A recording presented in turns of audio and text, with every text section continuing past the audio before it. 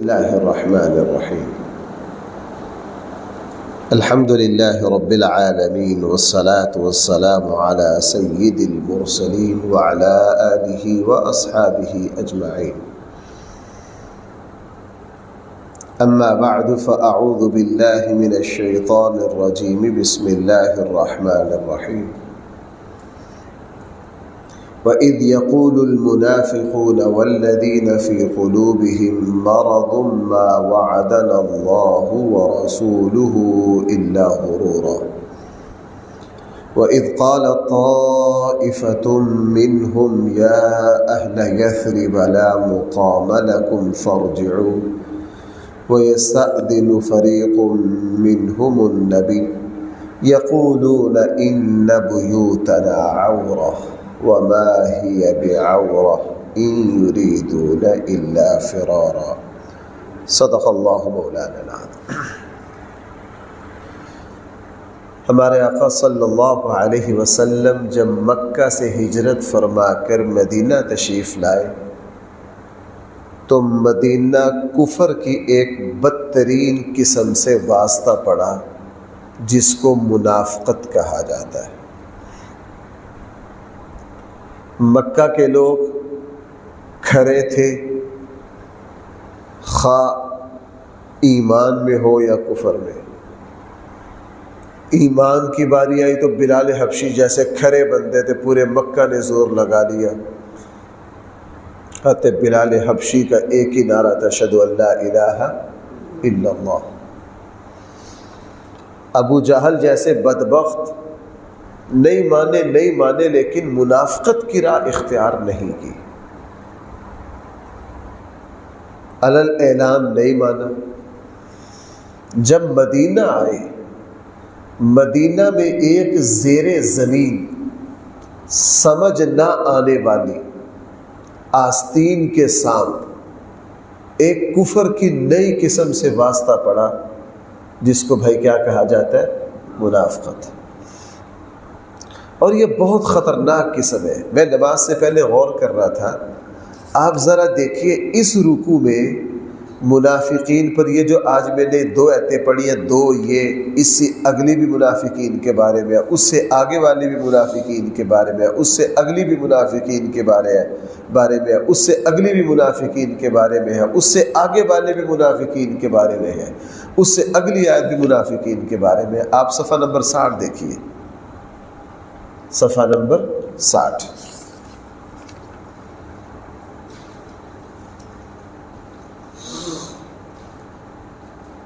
اس کے آخر میں رکو رہا ہے لَقَدْ كَانَ لَكُمْ فِي رَسُولِ اللَّهِ. یہاں تک ساری گفتگو منافقین کے بارے میں. بھائی قرآن کریم میں اتنی لمبی بات کن کے بارے میں کی ہے؟ قرآن کریم میں پوری ایک سورت ہے جس کا نام سورۃ المنافقون ہے. سورۃ المنافقون ہے. مسلمانوں کو یہ سکھانے کے لیے کہ تمہارے درمیان جو منافق ہوں گے وہ نقصان بہت پہنچائیں گے.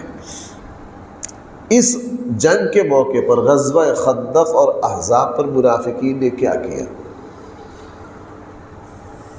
اس سے پہلے جنگ ہوئی غزوہ احد.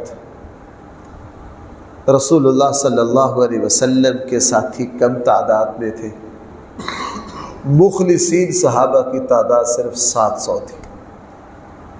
کافروں کی تعداد جو تھی وہ غزوہ احد میں 3000. 300 منافق ساتھ لگے، 700 میں بھائی 300 اور آگے ٹوٹل کتنے ہو گئے؟ 1000. مدینہ سے میدان احد میں آئے اور عبداللہ ابن ابی یہ کہہ کر اپنے 300 منافقوں کی ٹیم واپس لے گیا کہ ہماری بات نہیں مانی گئی، ہم نے کہا تھا مدینہ میں رہ کے جنگ کریں، تم لوگ باہر آ کے لڑ رہے ہو، ہم نہیں تمہارے ساتھ رہتے. اب 700 بمقابلہ بھائی کتنے؟ 3000، یعنی 4 گنا سے بھی زیادہ. منافقین فوراً پلٹ گئے. اس غزوہ خندق میں کیا کیا؟ اچھا بعد میں جب لان تان ہوئی تو کہا کوئی بات نہیں، آئندہ جب جنگ آئے گی نا تو اس وقت ہم تمہارا ساتھ دیں گے۔ غزوہ خندق میں اس سے بھی بدترین کردار ادا کیا۔ وہ کیا؟ صحابہ اکرام 3 طرح کی مشکلوں میں پھنس گئے۔ اپنی تعداد بہت تھوڑی، میں نے شروع میں بتایا تھا تقریباً 3000 کے لگ بھگ صحابہ اکرام کی تعداد تھی غزوہ خندق میں، اور بھائی کافروں کی تعداد کتنی؟ 10,000۔ یہاں بھی تناسب دیکھ لیجیے۔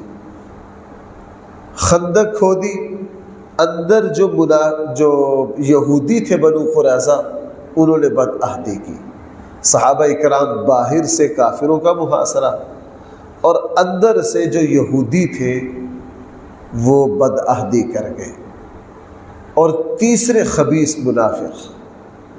اسی لیے قرآن کریم نے تفصیل ان کے ساتھ کلام کیا۔ یہ کیا کرتے؟ یہ ایسا ماحول بناتے جس سے بددلی پھیلے،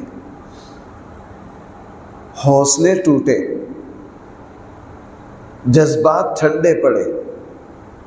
کبھی کہتے یار اللہ رسول نے تمہارے ساتھ جو وعدے کیے تھے وہ کدھر ہے؟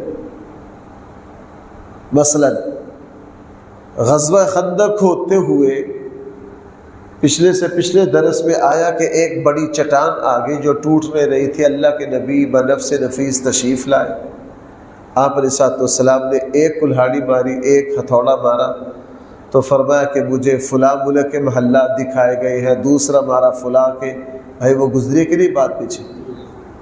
اس موقع پر منافقین نے کیسا زہر آلود تبصرہ کیا، کہا واہ واہ، کھانے کو روٹی نہیں، پیٹ پر پتھر باندھ رکھے اور خواب ان کو کیسر و کسرا کے آ رہے۔ تو نعوذ باللہ من ذالک، خواب ان کو کہاں کے آ رہے ہیں؟ کیسر و کسرا کے آ رہے ہیں۔ کبھی یہ کہتے جناب تم لوگ خندق پر ہو، مدینہ میں تمہارے بیوی بچے اکیلے ہیں، اللہ کے نبی کو صاف جواب دے دیتے کہ جی ہماری بیوی بچوں کو خطرہ، ہم تو ادھر جا رہے ہیں۔ باہر جو محاصرہ کیا ہوا لشکر تھا اس کو مخبری کرتے کہ اندر ان کی حالت کیا ہے۔ ہر جنگ کے موقع پر ان کا رویہ یہ ہوتا، جس جنگ میں ٹارگٹ بالکل آسان ہوتا ہے، ان کو پتہ آرام سے جیت جائیں گے، تو تلواریں لے کے آگے آگے ہوتے، ان کو پتہ مال غنیمت ملے گا۔ اور جس جنگ میں پتہ ہوتا جانیں دینی پڑنی ہے، اس میں ہیلے بہانے کرتے، جی مجھے بیماری ہے، جی مجھے فلاں عذر ہے، جی مجھے فلاں ہے، اس میں پیچھے رہتے۔ رسول اللہ صلی اللہ علیہ وسلم کی مجلس میں یوں بیٹھے ہوتے، اللہ کے نبی کی مجلس کے آداب تو بہت اونچے، مجلس میں بیٹھے ایک دوسرے کی طرف اشارے کرتے تاکہ مجلس کا رنگ نہ جمے۔ گفتگو صحابہ اکرام سامع اور متکلم کے درمیان ایک رشتہ ہوتا ہے، ماحول نہ بن پائے۔ اچھا کبھی کبھار ایسی خباثت کرتے، یوں اللہ کے نبی باتیں کر رہے ہیں، ایک دوسرے کے کام میں خفیہ بات کرتے۔ اب جیسے میں آپ درس دے رہا ہوں، اگر آپ چپ کر کے ایک دوسرے کے کام میں بات کرے گا، میری توجہ ٹوٹ جائے گی کہ نہیں؟ سب کی توجہ ٹوٹ جائے گی۔ یہ آنکھوں سے اشارے کرتے، ایک دوسرے کے کانوں میں بھائی کیا کرتے؟ باتیں کرتے، ایک دوسرے کو کوری مارتے۔ اور رسول اللہ صلی اللہ علیہ وسلم کی مجلس سے اٹھ کر ایسے بے تکے سوال پیدا کرتے تاکہ دلوں میں شکوک پیدا ہو، شک پیدا ہو۔ سورۃ توبہ کے آخر میں جب قرآن کریم کی کوئی آیت اترتی نا تو مجلس سے اٹھ کے ایک دوسرے کو پتہ کیا کہتے ہیں؟ کسی مخلص صحابی کو پکڑ لیتے، جو کہتے ہیں اس آیت کے اترنے سے کیا فائدہ ہوا ہے؟ اس آیت کے اترنے سے جہاں ان کو موقع ملتا آپس میں انتشار پیدا کرنے کا۔ آپ حضرات کو پتہ ہے سورہ منافقون جب اتری، اس کے اترنے کا سبب بھی کیا بنا؟ 2 مہاجر اور انصاری، 2 صحابہ میں کنویں سے پانی لیتے ہوئے آپس میں تھوڑی تو تکار ہو گئی، آپس میں ناچاقی ہو گئی، اور اس میں غلطی جو تھی وہ مہاجر کی تھی۔ بھائی غلطی کس کی تھی؟ مہاجر کی۔ بس آپس میں ایک جاہلیت کا نعرہ لگ گیا، مہاجر نے اپنے ساتھیوں کو آواز دی، انصاری نے اپنے ساتھیوں کو آواز دی۔ اللہ کے نبی کو پتہ چلا، بڑے صحابہ تشریف لائے، اللہ کے نبی ناراض ہوئے۔ انصار کے سردار جب آ گئے، سعد بن عبادہ جیسے، انہوں نے صورتحال کو سنبھال لیا، بات آئی گئی ہوگی۔ عبداللہ ابن ابی نے ایسی آگ بھڑکائی، ایسی آگ بھڑکائی، قرآن کریم کی پھر پوری سورت اتری اس کے بارے میں۔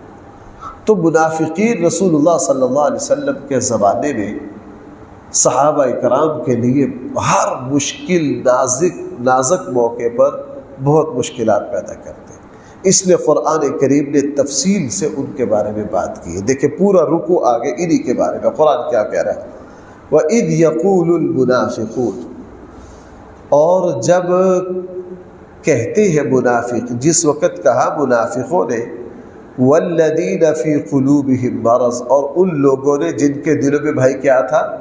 مرض تھا۔ کیا کہا؟ مَا وَعَدَنَا اللَّهُ وَرَسُولُهُ إِلَّا غُرُورًا، اللہ اور اس کے رسول نے ہم سے جو وعدے کیے تھے وہ تو سارے دھوکہ نکلے، وہ تو بھائی سارے کیا نکلے؟ آپ کو پتہ ہے یہ کتنا بڑا کفر ہے، اللہ اور اس کے رسول کے وعدے کو دھوکے سے تعبیر کرنا۔ قرآن کریم جگہ جگہ کہہ رہا ہے اللہ تعالیٰ تم سے جو وعدہ کریں گے اس کی ایفا بھی کریں گے، چونکہ اللہ تعالیٰ وعدہ خلافی اِنَّ اللَّهَ لَا يُخْلِفُ الْمِيعَادَ، اللہ تعالیٰ کہیں بھی وعدہ خلافی نہیں کرتے۔ رسول اللہ صلی اللہ علیہ وسلم کے بارے میں آتا ہے، صحابہ کرام فرماتے ہیں اللہ کے نبی نے جب بھی کسی سے عہد و معاہدہ کیا اس کو 100% پورا کیا۔ منافقین نے کہا جناب یہ ایسے ہو جائے گا، ایسے ہو جائے گا، وہ کدھر ہے؟ ایک بات۔ دوسری بات، وَإِذْ قَالَ طَائِفَةٌ مِّنْهُمْ، منافقوں میں سے ایک جماعت نے یہ کہا، یا اہل یثرب، اے یثرب والو، چونکہ ہجرت سے پہلے بھائی مدینہ کا نام کیا تھا؟ یثرب تھا، وہ تو پھر رسول اللہ صلی اللہ علیہ وسلم نے اس کا نام تبدیل کر دیا۔ اے یثرب والو، لا مقام لکم فرجعوا، یہ کوئی ٹھہرنے کی جگہ نہیں ہے، واپس آ جاؤ۔ یعنی خندق کھدی ہوئی ہے بھائی، باہر کافر ہیں اندر ایمان والے ہیں۔ پچھلے درسوں میں تفصیل آئی کہ خندق کی کیا کر رہے ہیں؟ حفاظت تیروں کے ذریعے، تاکہ کوئی کافر جو ہے وہ خندق کو عبور، یہ کہہ رہے یار یہاں تم سردی میں پڑے ہو، آندھی میں، یہ بھی کوئی جگہ ہے؟ یعنی یہ ایسی بد دلی پیدا کرتے تاکہ صحابہ کرام خندق کی حفاظت چھوڑ دیں، اور آپ کو پتہ اس موقع پر خندق کی حفاظت چھوڑنا اپنے لیے کیا تھی؟ موت تھی۔ فرجو، واپس جاؤ۔ تیسرا کام، وَيَسْتَأْذِنُ فَرِيقٌ مِّنْهُمْ، ان منافقوں میں سے ایک جماعت وہ تھی جو حضور سے اجازت مانگتی، اور پتہ کیا کہتے؟ اِنَّ بُيُوتَنَا عَوْرَةٌ، ہمارے گھر غیر محفوظ ہے، ہم جناب خندق پر نہیں ٹھہر سکتے، ہمیں اجازت دے دیجئے، ہمارے گھر کیا ہے؟ حالانکہ پیچھے تفصیل آئی مدینہ کے گھر غیر محفوظ نہیں تھے، سارے بچے اور عورتوں کو جمع کر کے قلعے میں کیا کر دیا تھا؟ محفوظ کر دیا۔ قرآن کہہ رہا وَمَا هِيَ بِعَوْرَةٍ، حالانکہ مدینہ میں بیوی بچے غیر محفوظ نہیں تھے۔ إِن يُرِيدُونَ إِلَّا فِرَارًا، یہ منافق بھاگنا چاہتے تھے۔ بھائی منافق کیا کرنا چاہتے تھے؟ آپ کو پتہ ہے جب نیت میں فطور ہو، جیسے ہمارے یہاں کہا جاتا ہے نا، اگر تو ہی نہ چاہے تو باتیں ہیں لاکھ۔ جب نیت میں فطور ہو تو پھر انسان کوئی نہ کوئی بہانہ تراش لیتا ہے، کوئی نہ کوئی بھاگنے کی راہ نکال لیتا ہے۔ منافق کوئی نہ کوئی نکال لیتے۔ قرآن کریم نے ارشاد فرمایا وَلَوْ دُخِلَتْ عَلَيْهِمْ مِنْ أَقْطَارِهَا، اگر مدینہ میں کوئی کافروں کی جماعت مدینہ کے کناروں سے داخل ہو، ثُمَّ سُئِلُوا الْفِتْنَةَ، اور ان کو فتنہ پر بھڑکائے، لَآتَوْهَا، یہ فوراً فتنہ کے لیے بھڑک جائیں گے، وَمَا تَلَبَّثُوا بِهَا إِلَّا يَسِيرًا، یہ تھوڑی دیر بھی نہیں ٹھہرے گی، یعنی یہ ہر منفی کام کے لیے تیار بیٹھے، ہر پروپیگنڈے کے شکار ہونے کے لیے بھائی بالکل تیار بیٹھے۔ اسی لیے رسول اللہ صلی اللہ علیہ وسلم نے تمام منافقین کے نام بھائی حضرت حذیفہ کو بتا رکھے تھے کہ نہیں؟ حضرت حذیفہ کو بتا رکھے تھے، یہ منافق ہیں سارے، اور یہ اپنی حرکتوں سے بھی پہچانے جاتے تھے۔ بڑے صحابہ تقریباً منافقین کو پہچانتے تھے، بڑے صحابہ تقریباً کس کو پہچانتے تھے؟ ہر جنگ کے موقع پر جنہوں نے بزدلی پیدا کرنی ہے صحابہ اکرام کو پتہ ہوتا تھا کہ کون ہے، یہ کون ہے۔ اور آپ یہی اندر پاکستان کا جتنا نقصان یہاں کے خفیہ قادیانیوں نے کیا، خبیثوں نے، اگر آپ کو میں اس زمانے کی صورتحال سمجھانے کے لیے مثال دوں تو بے جا نہیں ہوگی۔ صحابہ اکرام کو ہر مشکل وقت میں جیسے خطرات، نقصانات قادیانی منافق پہنچاتے تھے، ہماری 75 سالہ تاریخ میں ہر مشکل موقع پر پاکستان کی جڑیں کھوکھلے کرنے میں جو کردار قادیانیوں کا ہے کسی کا نہیں، اور ایسے گجے پتہ نہیں چلتا۔ ایک ایسا بلنڈر ہوا پاکستان میں جس وقت ان کو غیر مسلم اقلیت قرار دیا گیا اور قادیانی عالمی عدالت میں چلے گئے کہ جی پاکستان پہ ہم پہ ظلم ہو رہا ہے۔ عالمی عدالت میں کیس چلتا رہا۔ پاکستان میں عالمی عدالت میں قادیانیوں کے خلاف جو اپنا نمائندہ بنا کر بھیجا، کسی کو پتہ ہی نہیں چلا وہ خبیث اندر سے قادیانی تھا۔ بھائی اندر سے کیا تھا؟ یعنی قادیانی عالمی عدالت میں پاکستان کے خلاف کھڑے، اور قادیانیوں کے مقابلے پر جس نے پاکستان کی ترجمانی کرنی ہے وہ اندر سے کون تھا؟ اور یہاں 10 کا میں 10 دوستوں سے زندگی میں انہوں نے کہا ہمارے ساتھ 25 سال نوکری کی، سمجھ نہیں آنے دی کہ یہ کون ہے، سمجھ نہیں آنے دی کہ یہ کون ہے۔ اتنے میٹھے، اتنے گجے، بڑی مشکل سے جا کے اندازہ ہوا ان کی خفیہ کارروائیوں سے کہ یہ کون ہے۔ اسی لیے قرآن کریم دیکھو منافقین کو بہت تفصیل سے قرآن ڈسکس کرتا ہے، چونکہ یہ جو اندر کا سازشی کردار ہوتا ہے نا، یہ مسلمانوں کو ہمیشہ بھائی اس نے کیا کیا ہے، بہت زیادہ نقصان پہنچایا ہے، بہت زیادہ۔ پاکستان کے ہر نازک موقع پر پاکستان کے راز، یہ جس بدبخت کو ڈاکٹر عبدالسلام پاکستان سے بھاگا تھا کہ نہیں، ہمارے یہاں کچھ خبیث ایسے ہیں کہ ڈاکٹر عبدالسلام قادیانی کو پاکستان کا ہیرو بنا کر پیش کرتے ہیں، حالانکہ پاکستان کے ایٹمی اور دوسرے سارے راز جو باہر گئے وہ کس کے ذریعے گئے؟ عبدالسلام کے ذریعے گئے۔ پاکستان کے اہم فوجی تنصیبات، یہ جو راز باہر گئے ہیں، یہ ڈاکٹر عبدالسلام قادیانی کے ذریعے گئے۔ قرآن کریم نے ویسے ہی منافقین کو تفصیل سے نہیں بیان کیا کہ ان کی عادتیں ہوگی، یہ مفاد کو ترجیح دیں گے، مسلمانوں کے اتحاد کو توڑیں گے، مسلمانوں میں افواہیں پھیلائیں گے، مسلمانوں میں بزدلی پیدا کرنے کی کوشش کریں گے، حوصلہ توڑیں گے، مفاد کی طرف جائیں گے، مفاد کی طرف۔ اور ہر جنگ میں صحابہ کرام کو اس سے واسطہ پڑتا تھا۔ اس نے فرمایا وَلَقَدْ كَانُوا عَاهَدُ اللَّهِ، اس سے پہلے منافق پکا عہد کرتے تھے۔ بھائی حدیث میں کیا ہے، جو شخص عہد و معاہدہ کر کے توڑ دے، آیت المنافق ثلاث، منافق کی 3 نشانیاں ہیں۔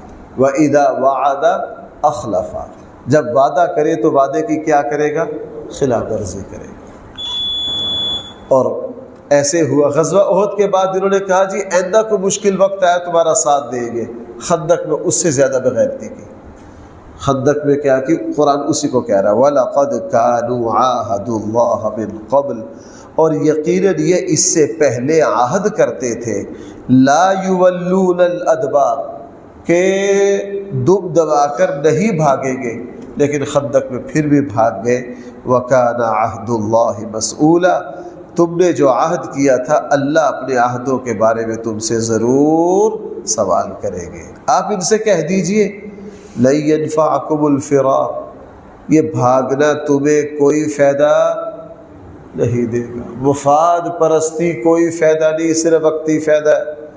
ان فررتم من الموت او القتل، اگر تم موت اور قتل سے، جنگ سے بھاگ بھی جاؤ، وَإِذًا لَّا تُمَتَّعُونَ إِلَّا قَلِيلًا، تو تمہیں دنیا کی زندگی میں تھوڑا سا نفع ملے گا۔ اور نالاقو، تم موت سے بھاگ رہے ہو، جنگ سے بھاگ رہے ہو، صرف چند روزہ زندگی ہے۔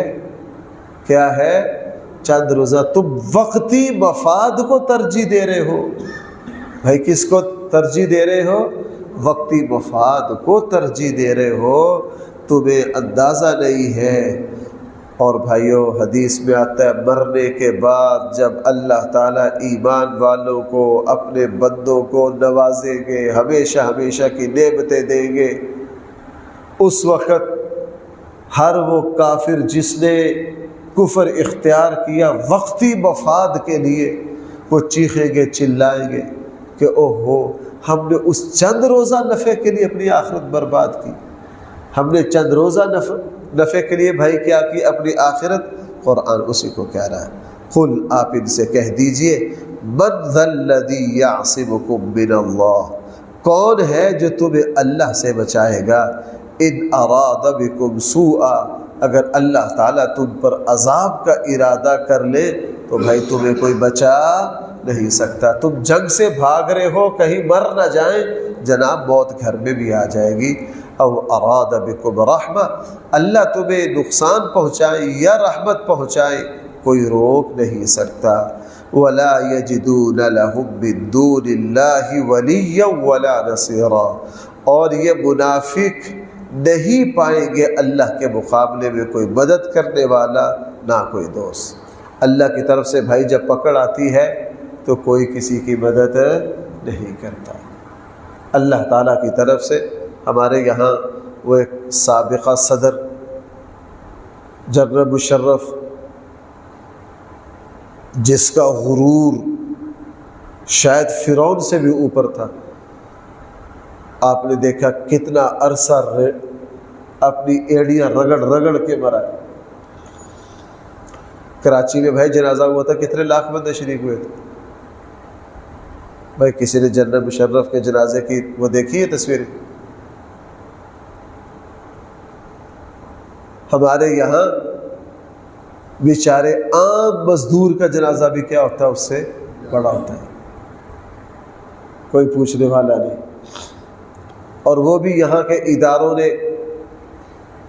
تھوڑے سے بندے بھیجے اپنی انا بچانے کے لیے، وگرنہ وہ جو کہتے تھے کہ یہ ملک ہمارے اشاروں پر ہے، جنازہ پڑھنے والا کوئی نہیں۔ اللہ تعالیٰ نے شاید فرعون کی لاش کو اسی لیے باقی رکھا تاکہ بعد میں آنے والے سارے فرعون اس سے عبرت حاصل کریں، بعد میں آنے والے سارے فرعون کیا کریں، اس سے عبرت حاصل کریں۔ میں نے آپ کو کئی بار یہ سنائی ہے، ہارون الرشید نے جب مصر کو فتح کیا تو اپنے غلاموں میں سے سب سے جاہل غلام جو تھا نا، اس کو مصر کا گورنر لگا دیا۔ وہ اتنا جاہل تھا کہ کپاس کی فصل لگائی مصر میں، بارشیں زیادہ آ گئی، کپاس کی جو فصل تھی وہ تباہ ہو گئی، سارے ذمہ دار اکٹھے ہو کے اس مصر کے حبشی گورنر کے پاس گئے. اس نے کہا تمہیں کس نے کہا تھا کپاس لگاؤ؟ تم دھاگا لگاتے تاکہ پانی میں نہ گلتا. تم کیا لگاتے؟ یعنی تیار شدہ دھاگا کاٹ کے تم وہ لگاتے، وہ اگتا. اور سارے حیران رہ گئے کہ یار یہ اتنا بے وقوف ہے، یعنی اس کو اتنا ہی پتہ نہیں کہ دھاگا اگا نہیں کرتا.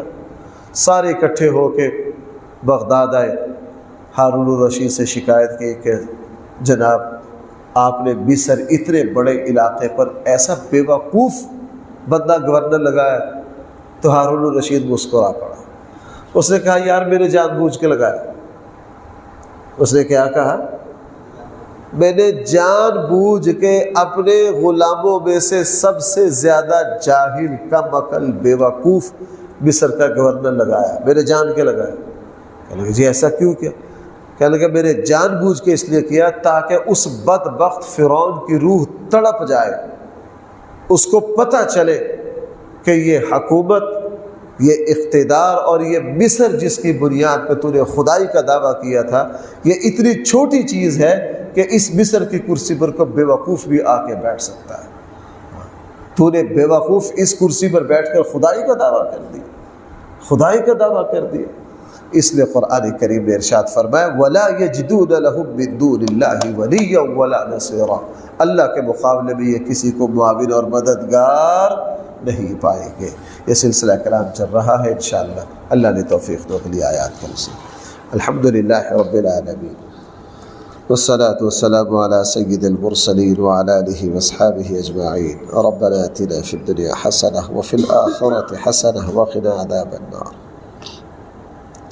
صلی اللہ تعالی علی خیر خلقہ سیدنا و مولانا محمد وآلہ واصحابہ اجمعین برحمتک یا ارحم الراحمین.